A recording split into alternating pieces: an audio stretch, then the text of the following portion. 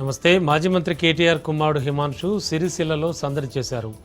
America నుంచి వచ్చిన తన స్నేహితులతో కలిసి సిరిసిల్ల చేనేత కళను దగ్గరగా వీక్షించి స్థానిక కార్మికుల పనితీరును అభినందించారు. అనంతరం కేటీఆర్ టీ స్టాల్ను సందర్శించి ప్రత్యేక ఆకర్షణగా నిలిచారు.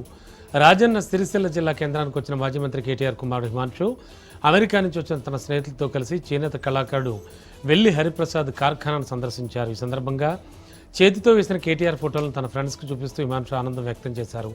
సిరిసిల్ల చేనేత కళాకారుల ప్రతిభను అభినందించిన ఆయన అక్కడ 3 చీరలను కొనుగోలు చేశారు.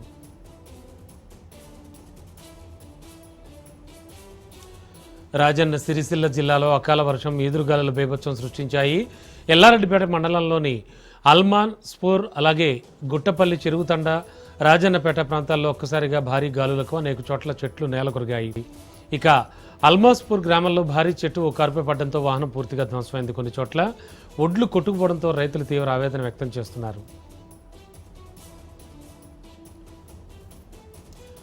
సోషల్ మీడియాలో నేరాలు చేసే పద్ధతులు నేర్చుకుని వరుస చైన్ స్నాచింగ్కు పాల్పడే ముఠాను అదుపులోకి తీసుకున్నట్లు తిరుపతి అడిషనల్ ఎస్పీ శ్రీనివాసులు వెల్లడించారు. నిందితులు పోలీసుల నుంచి తప్పించుకోవడానికి నెంబర్ ప్లేట్లు లేని బైకులను వాడడం, హెల్మెట్లు, మాస్కులు ధరించి తెల్లవారుజామున ఒంటరిగా వెళ్లే మహిళలను లక్ష్యంగా చేసుకుని చోరీలకు పాల్పడేవారని తెలిపారు. 3 నిందితుల నుంచి సుమారు 25 లక్షల రూపాయలు విలువ చేసే సొత్తు స్వాధీనం చేసుకున్నట్లు చెప్పారు.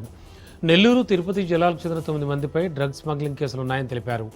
చోరీ సొత్తును అమ్ముకుని విలాసాల కోసం మరో నేరానికి సిద్ధపడుతుండగా తమ బృందం వారిని పట్టుకుందని ఏఎస్పీ తెలిపారు. ఈ కేసును అత్యంత వేగంగా ఛేదించిన పోలీసు అధికారుల బృందాన్ని జిల్లా ఎస్పీ సుబ్బారాయుడు అభినందించి రివార్డులు ప్రకటించినట్లు ఆయన వెల్లడించారు.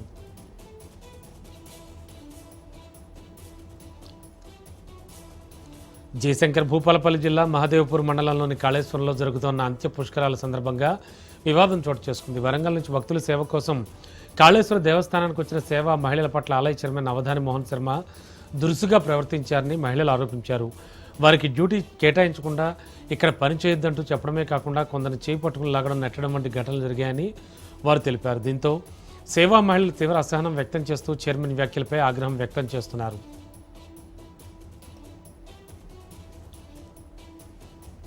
తాళాలు వేసి నీళ్లను టార్గెట్ చేసి దొంగతనాలకు పాల్పడుతున్న ఘరానా దొంగను విశాఖ పోలీసులు అరెస్ట్ చేశారు.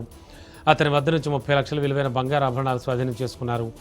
గత 20 ఏళ్లుగా దొంగతనాలకు పాల్పడుతున్నాడని, సుమారు 40 వరకు కేసులు నమోదయ్యాయని ఏసీపీ జి భవ్య తెలిపారు.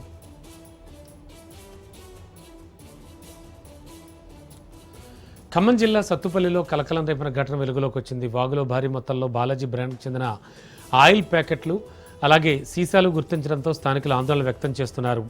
సుమారు 1000 లీటర్లకు పైగా ఆయిల్ను వాగులో పారబోసినట్లు సమాచారం.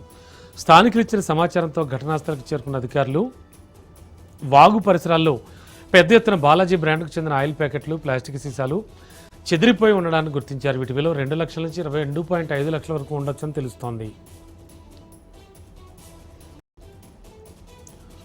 అంబేద్కర్ కోనసీమ జిల్లాలో ఘోర రోడ్డు ప్రమాదం చోటు చేసుకుంది. నాగుల్లంకలో ఇసుక టిప్పర్ ఆటోను ఢీకొట్టడంతో ఒక మహిళ మృతి చెందగా మరొకరు తీవ్రంగా గాయపడ్డారు.